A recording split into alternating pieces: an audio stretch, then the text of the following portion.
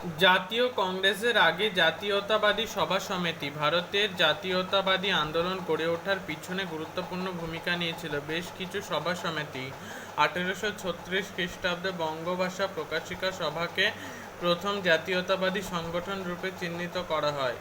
রাজনৈতিক দাবি দাওয়া তুলে ধরার প্রশ্নে প্রথম রাজনৈতিক সংগঠন হিসেবে গড়ে ওঠে জমিদার সভা।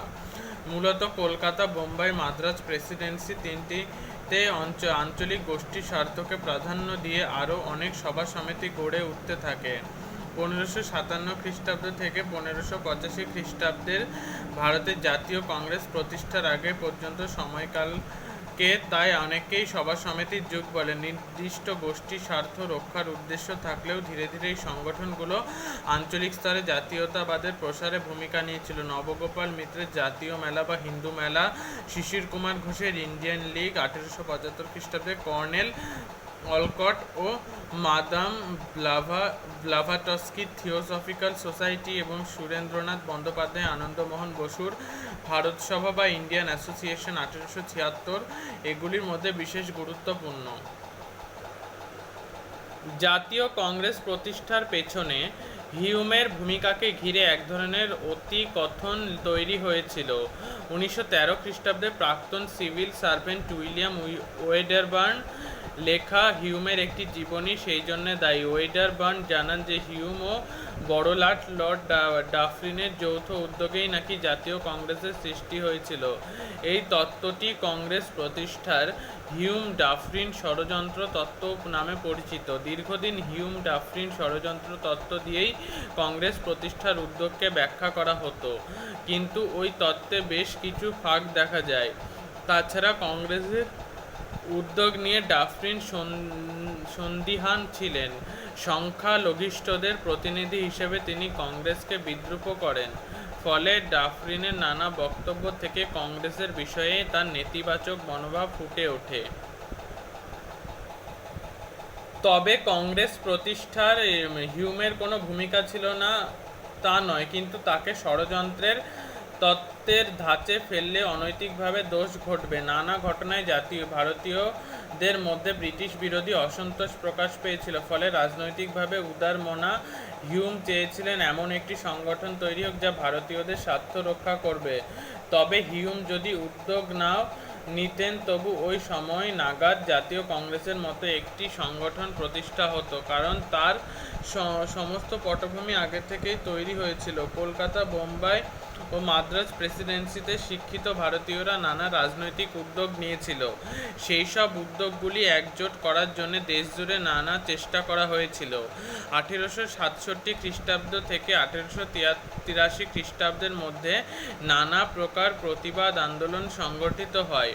সেই সব প্রতিবাদের লক্ষ্য কখনো ছিল ব্রিটিশ সরকারের আয়কর নীতি, কখনো বৈষম্যমূলক আয় ব্যয়। পাশাপাশি দেশীয় সংবাদপত্রের স্বাধীনতা, বাগিচা শ্রমিকদের অবস্থা, আইন সংক্রান্ত প্রতিষ্ঠানে ভারতীয়দের মর্যাদা বৃদ্ধি প্রভৃতি বিষয়ে আন্দোলন করা হয়েছিল। এই সমস্ত প্রতিবাদ আন্দোলনের চৌহদ্দি কেবল তিনটি প্রেসিডেন্সিতে আটকে ছিল। লাহোর, অমৃতসর, আলিগড়, কানপুর, পাটনার প্রাদেশিক শহরগুলিতে ইংরেজি শিক্ষিত মানুষেরা ওসব আন্দোলনে যোগ দিয়েছিলেন। ফলে স্থানীয় বা আঞ্চলিক বোধের বাইরে নতুন রাজনৈতিক বোধ তৈরি হয়েছিল। কংগ্রেস এই জাতীয়তাবোধের বহিঃপ্রকাশ। ফি বছর দেশের এক একটি জায়গায় কংগ্রেসের অধিবেশন করা হবে, এই ছিল নীতি। বলা হয় যে অঞ্চলে অধিবেশন বসবে, সেখানের কেউ সভাপতি হতে পারবেন না। আঞ্চলিক স্বার্থ, মানসিক দূরত্ব সবকিছু দূর করে একটি সংগঠন ঐক্যবদ্ধ হওয়ার জন্য এই নীতি গ্রহণ করেছিল। 1888 খ্রিস্টাব্দের ঠিক করা হয় যদি কোনো প্রস্তাবে বেশিরভাগ হিন্দু কিংবা মুসলমানদের সমর্থন না থাকে তবে সেই প্রস্তাব স্থগিত থাকবে। ভারতীয় সমাজ সমস্ত ধরনের লোকের কংগ্রেসের আওতায় ছিল না। তাছাড়া আঞ্চলিক লিঙ্গগত শ্রেণীগত প্রতিনিধিত্ব সমান ছিল না।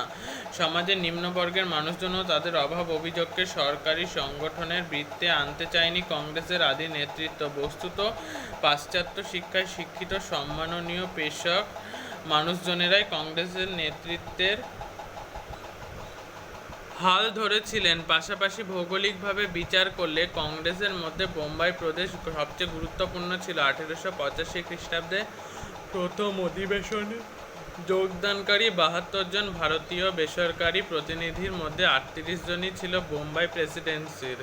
ফলে মুখে সর্বভারতীয় তত্ত্বের দাবি করা হলেও বাস্তবে বোম্বাই, মাদ্রাজ, বাংলা প্রেসিডেন্সির কিছু শিক্ষিত পেশাজীবী ব্যবসায়ী ও জমিদার ছিল কংগ্রেসের প্রধান স্তম্ভ। আদি পর্বে জাতীয় কংগ্রেসের পন্থা সরাসরি ব্রিটিশ সরকারের বিরোধিতার লক্ষ্যে চলেনি। ফলে ঔপনিবেশিক শাসনের আমূল বদলের কর্মসূচি কংগ্রেসের ছিল না, বরং ভারতে অ-ব্রিটিশ সুলভ কিছু শাসন পদ্ধতি সংশোধনের জন্যে কংগ্রেসের নেতৃত্বের নিবেদন করতে সরকারের কাছে। প্রথম অধিবেশনের সভাপতি উমেশচন্দ্র বন্দ্যোপাধ্যায় স্পষ্ট করে বলেন যে কংগ্রেস কোনো ব্রিটিশ বিরোধী ষড়যন্ত্রের মঞ্চ নয়। বস্তুত আদি পর্যায়ে কংগ্রেসের নেতৃত্ব ব্রিটিশ শাসনের প্রতি নিজের আনুগত্য ও সমর্থন জানিয়ে দিয়েছিলেন, আর ঠিক সেই কারণেই হিউমকে মধ্যস্থ হিসেবে জড়িয়ে নেওয়া হয়েছিল কংগ্রেসের কাজকর্মের সঙ্গে। তার ফলে আশা করা হয়েছিল ব্রিটিশ সরকার কংগ্রেসকে সন্দেহের নজরে দেখবে না। এইভাবে 1885 থেকে 1905-7 খ্রিস্টাব্দের মধ্যে 20 থেকে 22 বছর জাতীয় কংগ্রেসে ভারতের উচ্চবর্গের মানুষদের রাজনৈতিক প্রতিনিধিত্ব করতে থাকে। তবে সরকারের কাজে ভারতীয় জনগণের সম্যক অংশগ্রহণ থাকা উচিত, কংগ্রেসের এই দাবি গুরুত্ব ছিল।